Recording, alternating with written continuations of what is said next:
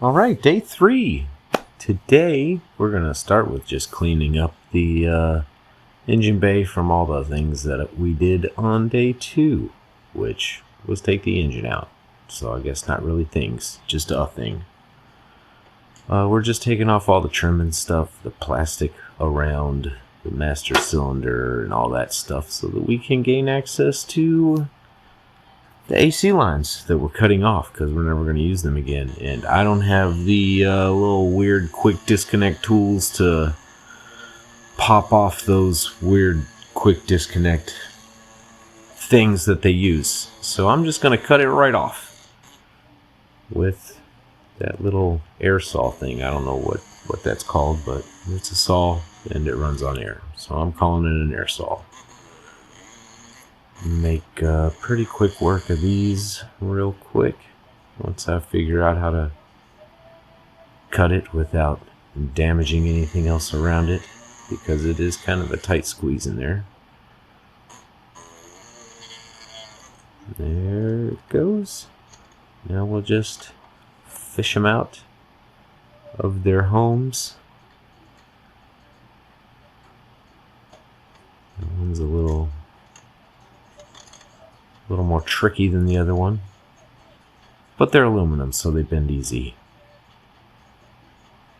I bet you're pretty familiar with those at this point. Those are the power steering lines that tripped us up for every video, but they're going to come off nice and easy this time. We're just going to do what we probably should have done from the very beginning and unbolt them from the chassis. And as previously stated, we're just going to bend these out of the way because we are not using those anymore. I'm going to make my own and try and do some type of electric power steering with this car so that it doesn't have a pump running on the engine or anything like that. These are the fuel lines and the evaporator or charcoal canister or whatever emissions crap line that is that we're not going to use again.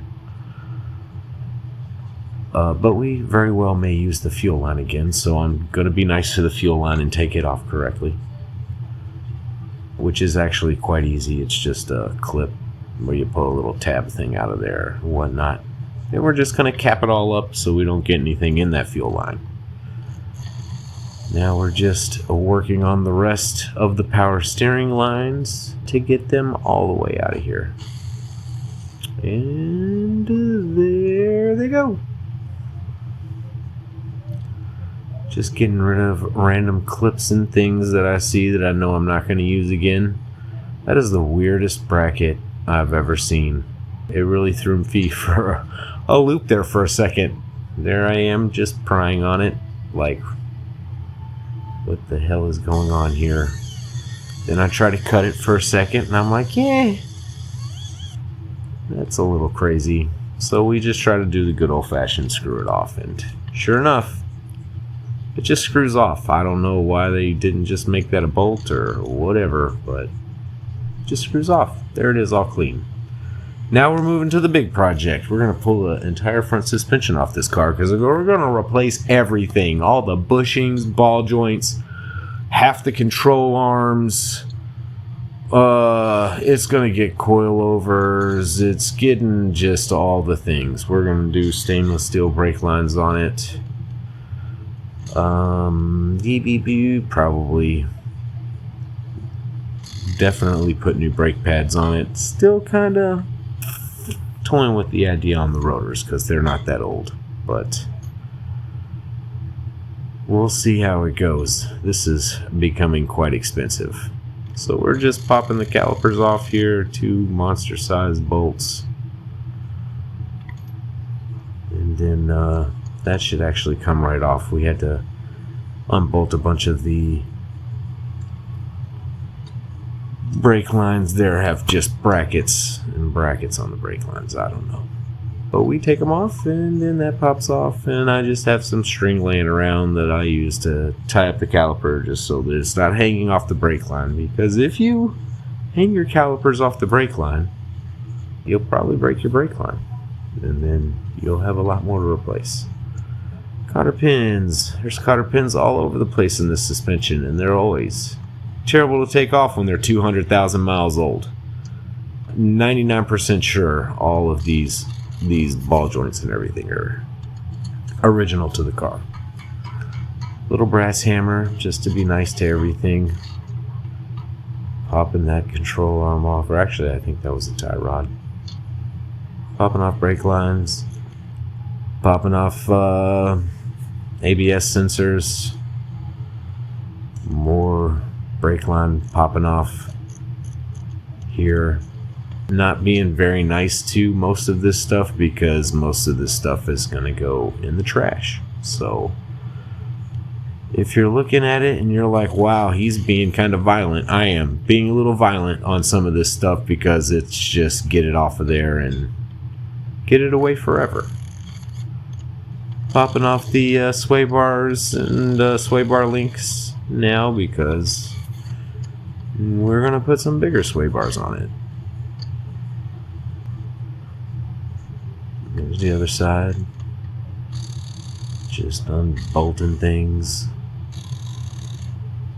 And unbolting things. I think there's like 4 bolts that hold those brackets on, and then once you get the brackets and the the sway bar links off, comes out pretty easy. Popping off the whatever that lower control arm is. This is the weirdest suspension I think I've ever seen. It's got 2 separate lower control arms and an upper A arm. And you have to take everything apart to get these out. Which is okay, because it all needs to get taken apart and cleaned up anyway. So we're popping this lower subframe, it's not really a subframe, I don't know what that is, some kind of brace. Some big brace on the front of the car, we're taking that off right now. Nice and easy, just a bunch of bolts, unbolt the bolts. And she comes right out. There it is. All oily and messy.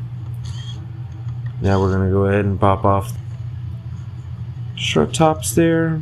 3 bolts, nice and easy. Upper A-arm. I'm going to pull this entire thing out in one big piece just because I find it easier to disassemble when it's not all stuck in the wheel well like that.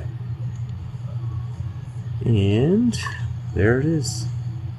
Coming out all in one big huge piece. Brake lines like wrap around the struts, so definitely pay attention to that and be a little careful when you're taking that apart, but there you go, all in one piece. And that's it, all gone. I'll spare you the details of the other side. It's pretty much the same thing, so now we got to disassemble all this stuff because we still need to keep the knuckles and build everything off of our beautiful knuckles, which we do have new ball joints for. Should be pretty interesting trying to get those popped off and put in. But here we are, just stripping her down.